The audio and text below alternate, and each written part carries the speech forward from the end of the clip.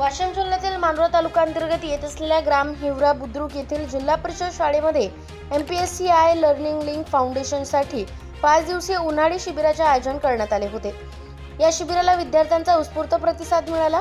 शिबिरास फाउंडेशनकडून Mayur bouquet sir व Shankar यशवंते sir यांनी शाळेतील विद्यार्थ्यांसाठी वेगवेगळे उपक्रम राबविले। त्यामध्ये योगासने, चित्रकला, कागदापासून वस्तू बनवणे, मूळ उपक्रम, गणित, माला, टाकाऊ वस्तूपासून टिकाऊ वस्तू बनविणे इत्यादी विविध उपक्रम राबविण्यात आले।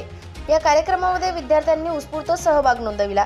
त्याचबरोबर प्रल्हाद इंगुले सर व मुख्याध्यापक पंकज ठोंबरे सर यांनी विद्यार्थ्यांना मार्गदर्शन करून त्यांचा उत्साह वाढण्यास मदत केली।